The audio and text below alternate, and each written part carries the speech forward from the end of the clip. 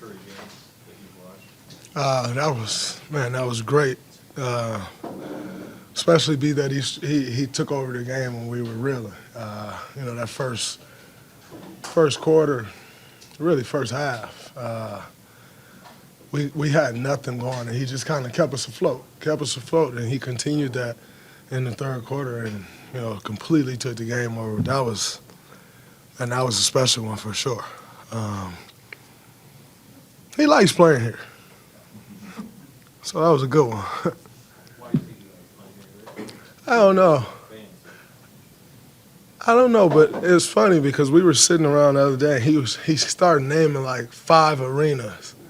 And he like, that's a great arena. Like it's always great when we play there, and this was one of them.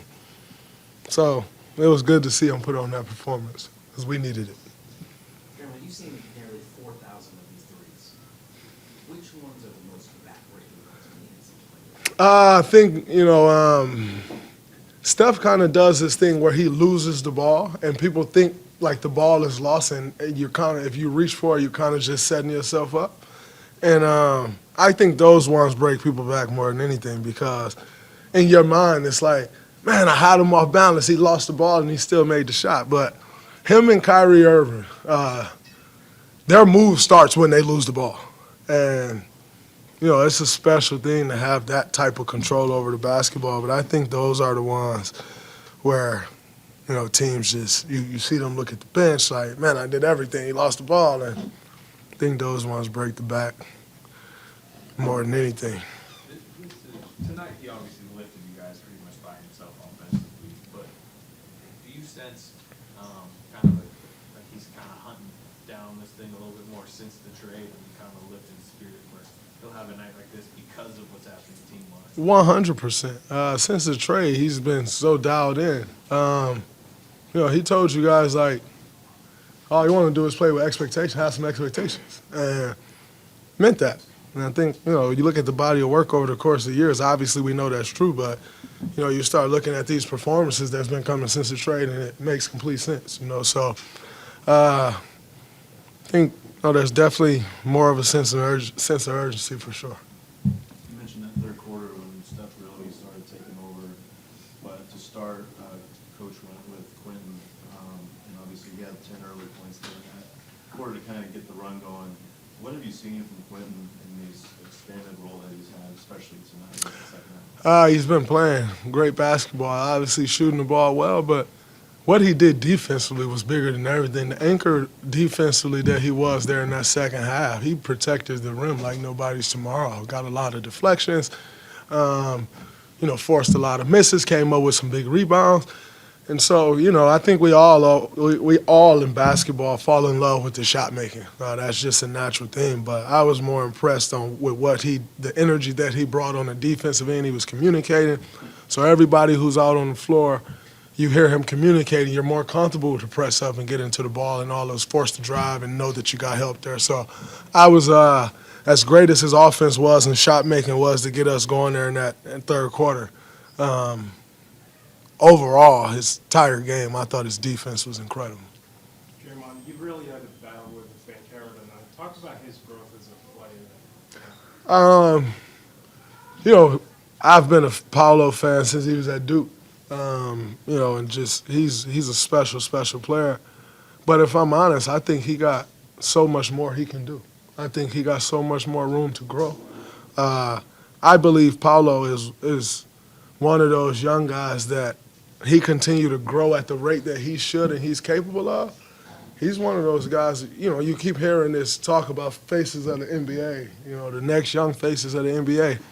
He's one of those guys that could and should be in that conversation. And I think he was really on his way to it, and then the injury came earlier this year and kind of slowed him down a bit. But Paolo is one of the better players in our league, man. What is he, 21, 22 years old, something like that? But yeah, I think he is special. I said something to him after the game. I won't share that. I'll keep that between me and him. But I think he has a couple things that he can change to help him take that next step. And when he do, hopefully I'm on my way out. After Draymond, after all these years of that, is there still a part of you, like when Steph is on a heater like that, where you're just like, holy crap, I can't believe what I'm watching right now? For sure.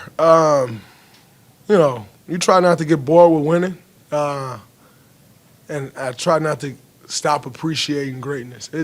I watch the work that he put in on a daily basis to allow himself to moments like that, and so I try not to take his greatness for granted. I've been lucky to play with a guy for 13 years and see those types of performances. I think just about every big performance he's had in his career, I've been there, including the gold medal game. So I'm honored and lucky to share the court with him, to be his teammate and just watch that type of dominance. You see guys get dominated by great players in the NBA all the time. That's why this league is what it is. That's why guys are who they are. You see that often. I'm not sure when one is dominating like that, and you talk about all the greats, I'm not sure you see more life come out of a team than when he's dominating the way he dominates. And like I said, I'm lucky to witness all those performances. They are special. Did you know the half quarter was the half quarter? Oh, as soon as he left his hand, I knew it was cash. How much different is halftime when he hits something like that? It changes everything. Just going into halftime with any momentum. So he hits that shot, their heads drop a little bit going to halftime. All of a sudden, it's something that small that can change a team's beliefs.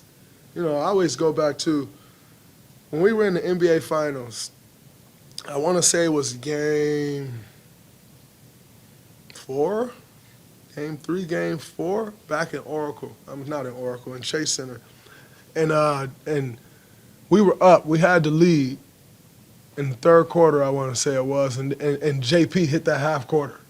And when he hit the half quarter, I think we took the lead by 1 or something like that. It changed everything because when a team expends so much energy and it changes something just a tad on how they thought they see it, it creates doubt.